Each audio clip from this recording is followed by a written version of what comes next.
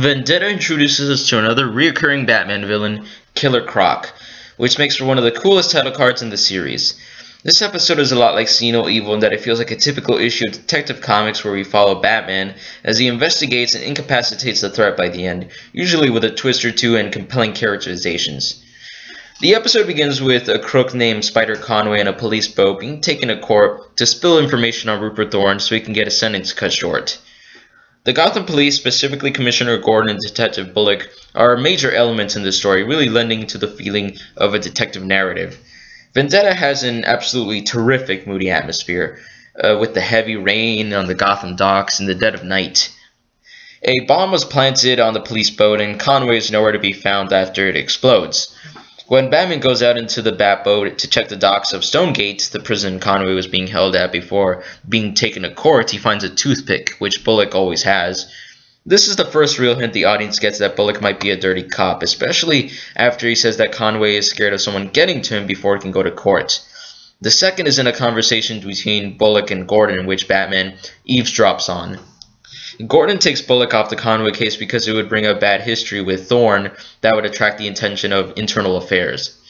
After reading Bullock's file, Batman discovers that this is because Bullock was accused of taking bribes from Thorne, which was dropped due to lack of evidence.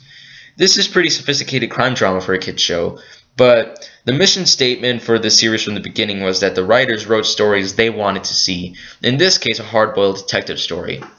This episode was written by Michael Reeves, who also wrote some of Batman the Animated Series' most memorable episodes, including I Am the Night and A Bullet for Bullock.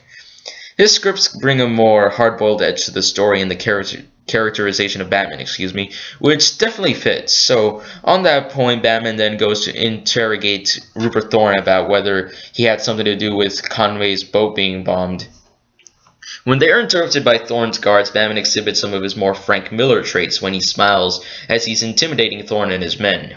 I was saying, you better hope your men are very good shots. When Thorne finally talks, he tells Batman that Conroy didn't have anything all that incriminating against him and was not worth taking out. This leaves Batman back to the drawing board and investigating Bullock. Batman has a great conversation with Gordon in which he takes up for Bullock, telling Batman that despite his attitude, Bullock is a good cop. One of the things I like most about Gordon's character is his warmth, and this is why he's willing to give Bullock the benefit of the doubt. Batman checks the wreckage of the bombed police boat and finds a scale, while someone disguised as Bullock goes to the Gotham jail and abducts one of the prisoners, Joey the Snail. That just had to rhyme, didn't it? A good misdirection that makes the audience second-guess the fact that it was obviously not Bullock, judging from his hands, is that they used Bullock's voice, Robert Costanzo, when entering the jail, though it changes to Killer Croc's voice when he abducts Joey. Bullock is arrested for abducting Joey, but Batman breathes a sigh of relief that it was not for trying to bomb Spider Conroy. Batman continues to examine the scale, which leads to one of the most comedic Batman moments in this entire show. Alfred doesn't really get too much to do in his appearances besides getting Batman what he needs and retorting with irreverent dialogues, which Ephraim Zimbalist Jr. says is always in good taste. This episode is not an exception, but Alfred inadvertently makes Batman realize that the scale is much like a crocodile's, despite having a human cell structure. When Alfred brings Batman his soup, Alfred says that it's a microwavable crock, so it won't get cold. And Batman smiles and says, "Alfred, you're beautiful." From a trip to the zoo, Batman is able to infer that a crocodile man would hide in underwater caves. The sequence underwater is very cool, even before Batman goes into the cave to fight Killer Croc, when he's in the Batboat and swims out of it. Batman finds Joey and Conroy being held by Croc. Killer Croc's appearance is unique compared to most other versions of the character, most notably having pale skin rather than the green skin. I'm not certain if with Killer Croc they went in the direction that he's a straight-up superhuman, or that he has a skin condition. When looking Croc up, Batman does say that before he was a wrestler, Croc was a carnival freak show attraction. It's not terribly important, but it does make me wonder. Batman fends off Croc and takes both Conroy and Joey presumably to jail. The reason that Croc wanted revenge on Conroy, Joey, and Bullock is that Bullock was able to convict Croc to jail from testimonies by Conroy and Joey, hence the title of the episode. Bullock is released from jail, I think as a trap for Croc, judging how Batman said that he needed to bring Croc out of hiding after abandoning his sea cave. Croc wanted to exact his revenge on Bullock more than anyone by making him experience jail before finally killing him, which is a clever plan, but I also thought that through his dialogue, the episode made it clear that he's more of a street thug and not a criminal mastermind like the Joker. After saving Bullock from Croc, Batman follows him into the sewers for a thrilling final showdown. I'm so happy that this episode has such a cool fight at the end, but only after Batman has used his detective skills to get there. The episode on the whole is really engaging and dynamic. Part of the reason this review has had so much summary of the plot is that while this episode is not extremely dense, Batman follows plenty of leads and has to overcome obstacles to follow them. The episode ends with Batman having another great dialogue, this time with Bullock. Over past episodes such as On Leather Wings and Nothing to Fear, these two characters have had an antagonistic relationship, but at the end here they understand that while having different methods, they both believe in justice. When Bullock talks to Summer Gleason after having been cleared of charges, he says that he's going back to taking care of the criminals on the street, and Batman actually smiles. Despite being a dark and atmospheric episode, I actually think Batman smiles here more often than in any other episode.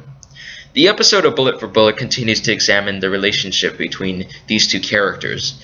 There's not much more to Killer Croc than having a revenge motive and some cool fight scenes, but that's okay, because his plan makes sense and challenges our heroes. The audience doesn't completely get into any character's head, but we do understand Batman more than Bullock, because we follow Batman's perspective mostly.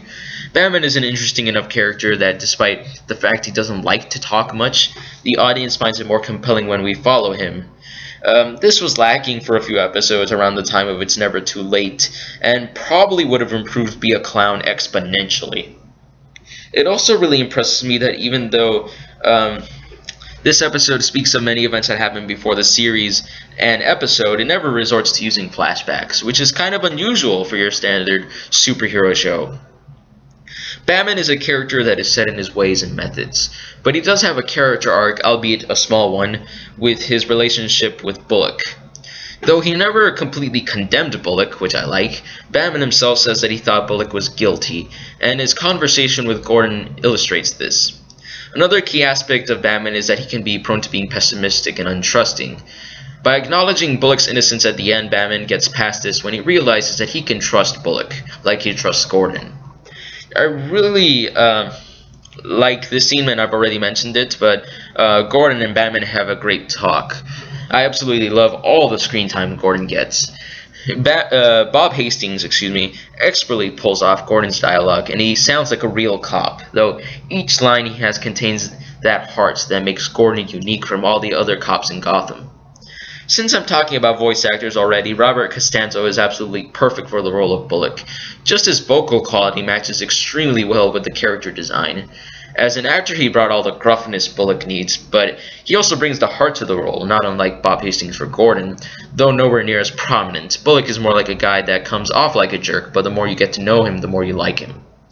Aaron Kincaid voiced Killer Croc, and even though he didn't blow me away, he did a good job with the role. Kevin Conroy as Batman is more prominent this episode because a major component of the audience being engaged with Batman's detective skills is due to his performance. He was also able to bring a more sinister quality to the Batman voice when he's intimidating Rupert Thorne. The animation is the most noticeable thing about this episode. It's easily one of the best looking episodes in the show, and I'm almost certain the same animation studio animated See No Evil, which is cool because it also felt like an issue of Detective Comics, though I may be wrong about this. I believe this episode was also animated by Spectrum Studios, who did Heart of Ice. I can tell that a certain studio animated several episodes because of the way Batman's character design is drawn.